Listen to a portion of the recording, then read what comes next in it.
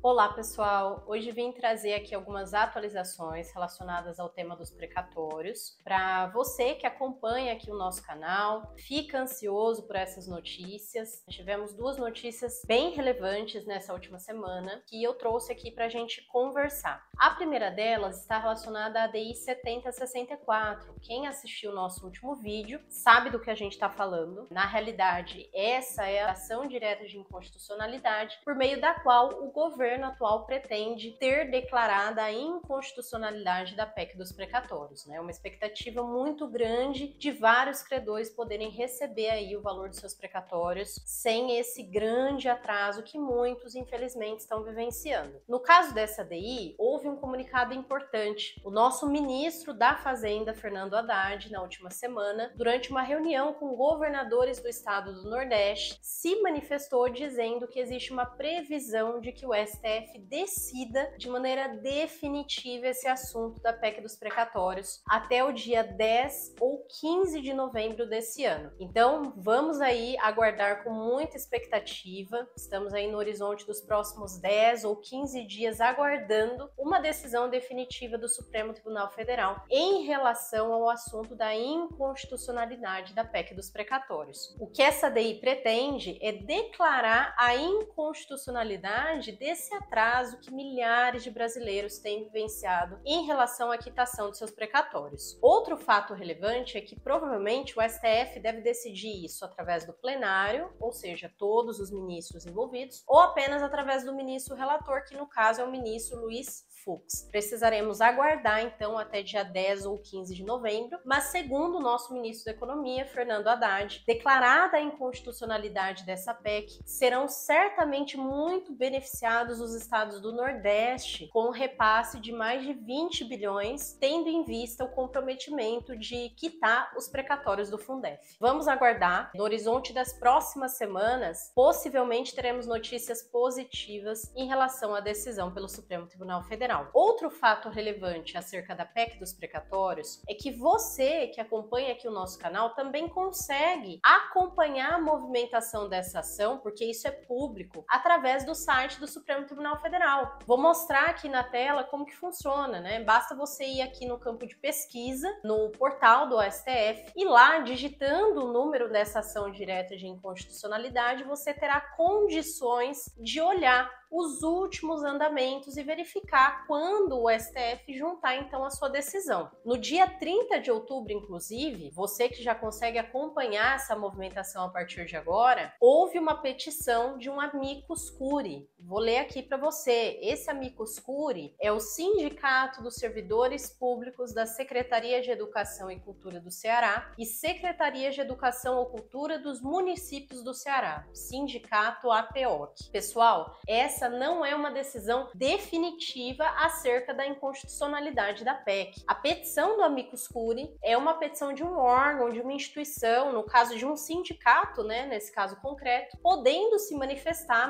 a sua opinião acerca da inconstitucionalidade da PEC. Então, por hora, ainda não temos uma decisão definitiva. O que certamente podemos ver através dessa petição é que existe um interesse grande dos professores, né, da área da educação do estado do Ceará, de defender o seu legítimo interesse, especialmente por conta dos precatórios do Fundef. É importante também reforçar que essa PEC, caso seja declarada inconstitucional, possivelmente o governo vai ter que bolar uma saída para um estoque muito grande de dívida que foi se acumulando ao longo desses anos. Até 2023, nós temos mais de 95 bilhões em precatórios atrasados. E segundo alguns cálculos do governo, os cálculos atuariais, se nós aguardarmos até 2027, esse número certamente ultrapassará os 250 bilhões. Então vejam que a dívida vai ganhando uma proporção exponencial caso não seja resolvida. E a PEC, infelizmente, criou uma maneira de parcelamento no pagamento dos precatórios acima de 60 salários mínimos. Além disso, os credores que têm precatórios do Fundef a receber, infelizmente também precisariam aguardar um parcelamento que foi estipulado em 40% no primeiro ano, 30% no segundo